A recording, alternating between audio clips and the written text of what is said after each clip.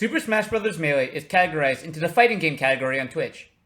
And yet, if you tune into a stream, you'll see a lot of not fighting going on. What in the world are they doing, and why don't they just hit each other?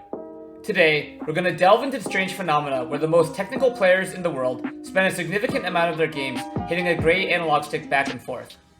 Dash dancing is only a single quirk of Melee's deep and expressive movement engine, but the goal of this video is to analyze it as a case study in the hopes that we can start moving intentionally instead of just copying the pros. So let's begin. Every character in Melee can dash and has a dash length, which is the number of frames you stay in the dash state before entering one called run. There is one critical distinction between dash and run that every player should know, which is that when you're dashing, you can turn on a dime and start seamlessly dashing backwards at any point. However, if you try to do this while in run, you'll get a laggy, awkward animation. If you dash backwards before transitioning into run, your dash length will reset. You can do this indefinitely, staying in the dash state for as long as you'd like. Characters with long dash lengths can manipulate these simple rules to dash dance in all different sorts of ways: forwards, backwards, in place, and anything in between. So why is this simple movement mechanic so fundamental to understanding Melee? Well, first, we need to do a bit of groundwork. You might have noticed earlier that I used the term states to refer to dash and run. That's because despite how fluid Melee might look, it's actually decomposable into a series of discrete states and transitions. Standing still is an example of a state. From here, you could choose to do many things. You could shield, you could walk, you could throw out an attack, the list goes on and on. Let's say you choose to press jump. You'll enter a state called jump squat, where your character crouches and primes themselves to jump. From here, you can manipulate your future state by choosing when to release the jump button to either full hop or short hop. You can even decide instead to transition from jump squat into grab or up smash. States have intrinsic properties that make them valuable to players. Full hopping makes you airborne, which can be very helpful as a timing mix-up to give you access to your aerials and let you avoid certain grounded moves.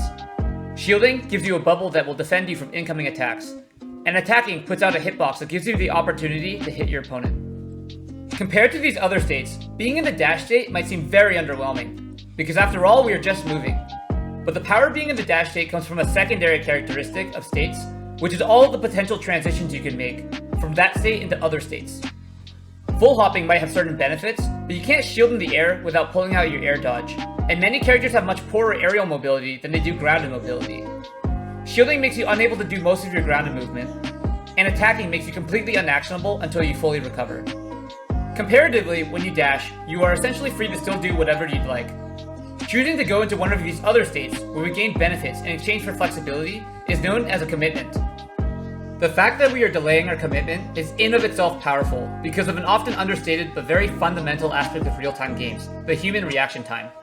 The average human reaction time is 250 milliseconds for visual stimuli, which for a 60 frame per second game translates into a 15 frame window.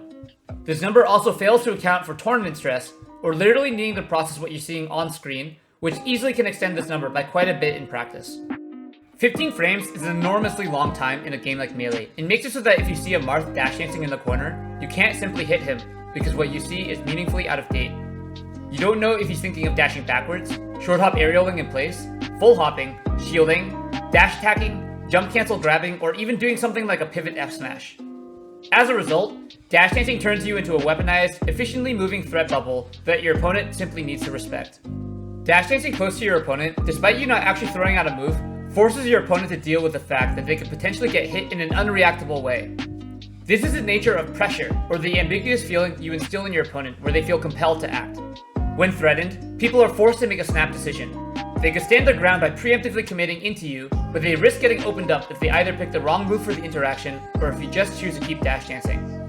They could also choose to run away from the confrontation, but then they lose stage positioning, and if they lose that way enough times, they'll be cornered, and then running away is simply not an option anymore.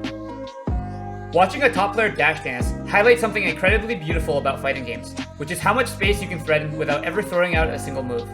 In high-level Melee, where committing at the wrong time can lead to you getting heavily punished, players will dance an intricate tango at the edge of each other's threat bubbles, daring each other to make the first move. A video on dash dancing's strengths would be incomplete without spending some time on how to counter it, and you'll be glad to hear that dash dancing, being such a non-committal, fundamental part of the game, doesn't have a singular counter. A player dash dancing essentially only loses if their opponent makes a read on them. The mechanisms for beating dash dancing are character dependent, but can be loosely boiled down into two categories. 1. Making a read on what your opponent will do out of their dash dance, and 2. Making a read that your opponent will continue dash dancing. We've only covered dash dancing in this video, but I hope you can see how these fundamental principles apply just as easily to the rest of Melee's movement systems. This is especially important given that while every character can theoretically dash dance, not every dash dance is created equal. There are many properties of a character that affect how often that character may choose to dash dance.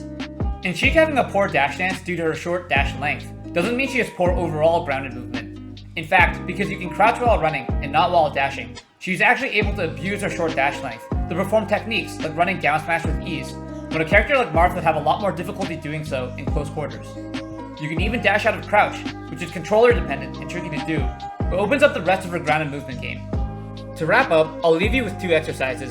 The first, as a practical takeaway for players learning to dash dance, do some thinking as to what options you represent when you leave your dash dance. Remember that dash dancing's power comes from the options you are capable of doing that your opponent needs to respect. So if there are options you don't ever represent, either because you've never practiced them, or because your playstyle is largely habitual, they might be worth learning. The second, as a philosophical takeaway, I would urge players to think about highly interactive fighting games as more than solo endeavors, but as 2-player games. Every action we take in-game affects the mental state of our opponent, and we need to understand that if we want to be an effective player. When we apply pressure to our opponent, how does it make our opponent feel? What do they feel compelled to do? How does the meta of the matchup and previous interactions that happened in-game affect their decision-making? Thanks to Deep Cuts for being a great thought partner for this script. If you have thoughts on other aspects of Melee that you'd like some exploring into, please feel free to drop comments down below. Cheers!